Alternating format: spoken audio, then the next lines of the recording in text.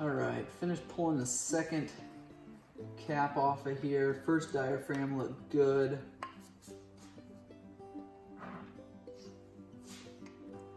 Second diaphragm, I think looks good. So that's the expensive part anyways.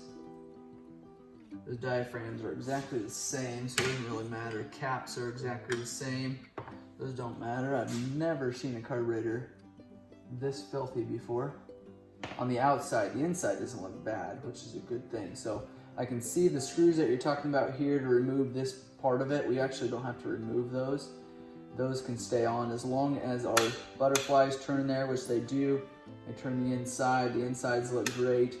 I'm actually going to take and kind of do a pre-soak on yours, because it is just, if I were to put this in my ultrasonic cleaner, it would just destroy that machine. So I'm going to pull this off. These pieces are about $20 my cost, which yours actually looks good, but I wanted to remove this so I could clean this area all up. So we've got that removed. These parts I won't soak in the cleaner. I see you do have one screw removed here. I should have another one to put in there. I'm guessing that was for your idle adjust there. Could be, maybe not, I'm not totally sure.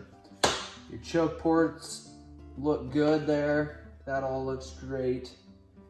Your idle adjust looks good there. There is a little bit of pressure. When you set this carb up, you don't want any, to start anyways, you don't want any pressure on your butterflies. So keep that all the way down. From this point, your jets will be clean, your idle jets will be clean, your air fuel screws will be adjusted properly. So you want to set this completely down, and then if you need to, just I'll set it right at the beginning where it's going to start opening that butterfly up. And that's how your idle is adjusted, by turning this in, so clockwise. That's actually going to open up your butterflies, which you can see there. Maybe you can see that from your camera angle. You want to make sure that those are completely closed to start, and then that way you know you're just kind of at ground zero, and then if you need to, start turning it up and just do like a quarter turn at a time. So I'm not going to have you sit here and watch me pre-cleaning this, but I will throw it in the ultrasonic cleaner. I've got another carb in there now. So here in a little bit, that thing will be wrapped up. We'll throw yours in there after we get it pre-soaked, and we'll get this thing hopefully spick and span. I'll obviously remove your bowls here. 3 on this one, screws here, 4 on this one, and before we put it in the ultrasonic cleaner. But before I do that, I want to clean all these parts before we do the ultrasonic clean. All right, I got it somewhat cleaned up here. I'm going to pull your bottom bowls off now. 4 Phillips on either bowl.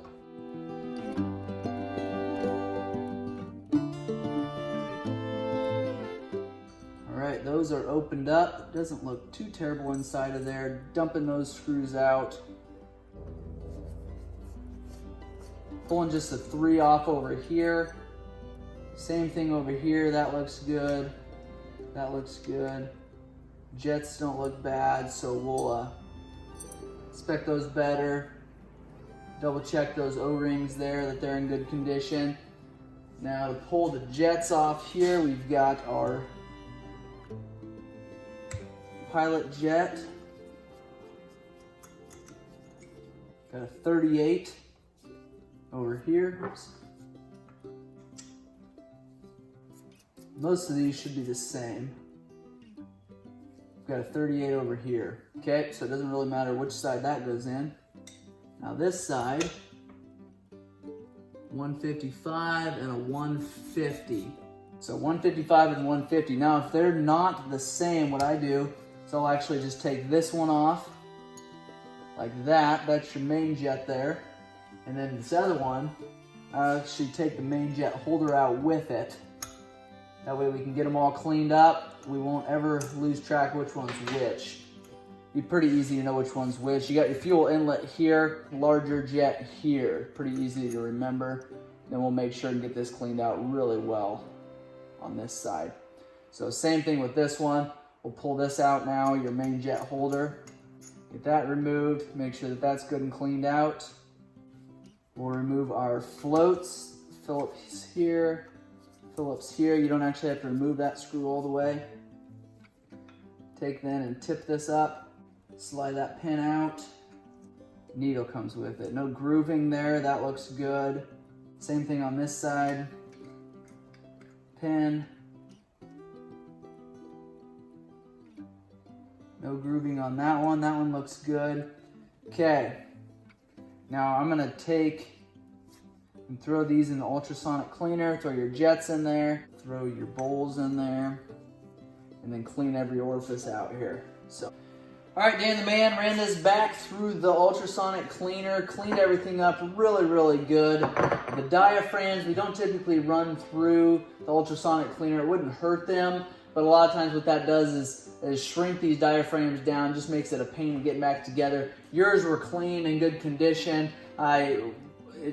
Take a clean rag here, wipe this all off, being really careful not to damage these.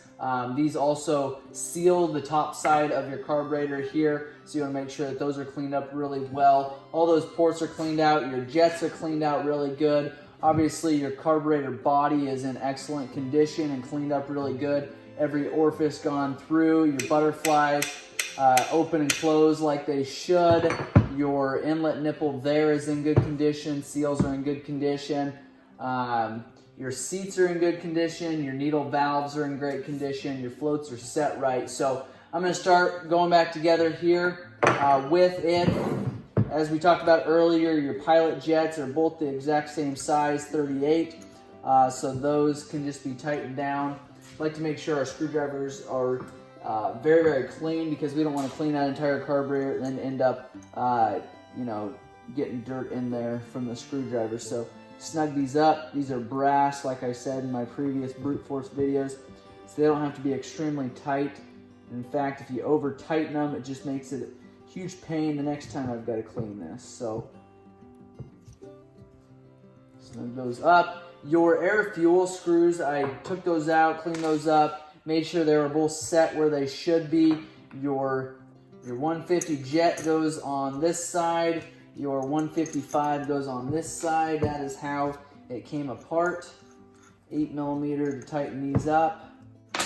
Use a flap to tighten this one up. Snugs everything up together. Got your main jet over here. Okay, you have your needle valve along with your float. You got to tuck that down underneath of there. Make sure your needle valve sits in the proper position there. Slide your pin in, grab your Phillips, snug up this screw. Make sure that that functions properly. Same way with this side here. Slide that pin through there. All right, ready to go on with our bowls here. Those O-rings cleaned up nicely. They're in great condition. You won't have any issues with those.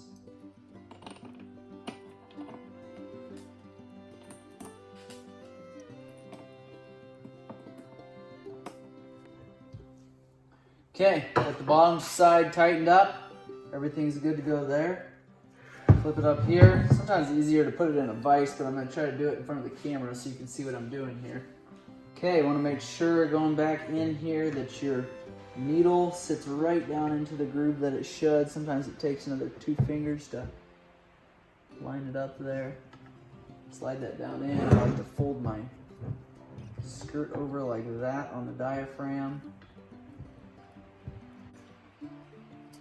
Set these caps on there. I got my finger underneath of the slide just to secure everything.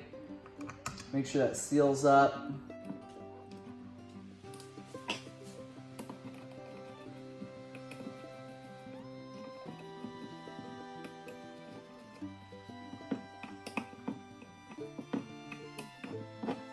Other side, same thing, clean it up. Set that diaphragm down or slide it over. Only one direction that these will go on there. Very important that these seal up.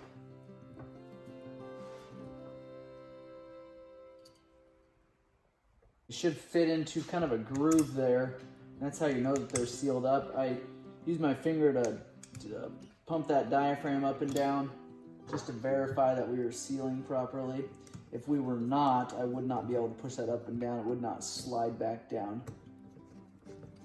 very well.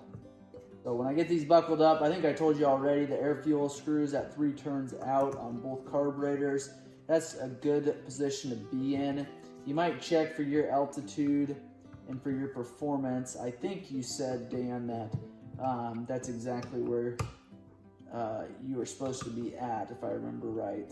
So you can check those. If you've got an HMF exhaust, I think is what you said, you can double check their website. It'll tell you where to set those at. Those are just right here, air fuel screws, like these smaller screwdrivers here. Turn these, and what I do is turn them in all the way. So what I'll do is count like half turn, 1, 1.5, 2, 2.5, 3, and that's all the way snug. So if you need to adjust those, seat it all the way in and then turn it out. So if HMF does say that you need to go 2.5 turns out, then just do, you know, half, 1.5, 2.5, stop there. You had it at 3, so I'm gonna go another half turn. That's 3 there. So putting your throttle cable back on, your choke assembly, is pretty easy to do. I think you probably know how to do that. There's your mount for it there, and slide those in there. Make sure that those are free. Make sure they slide up and down properly. That can sometimes give people fits if those aren't sliding up and down. So double check that. Your carburetor though, looks great. It's gonna run great, I think, as long as everything else is set into place on your four-wheeler. Thanks, Dan. If this video has been helpful, make sure you give us a thumbs up. Subscribe to our channel if that's beneficial to you guys. If you guys have questions or comments, leave those below. I do these carb rebuilds. What you do is just send me your carburetor, I rebuild them, and I send them back. It's as easy as that.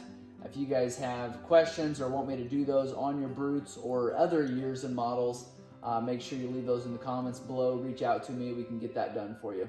Thanks for watching.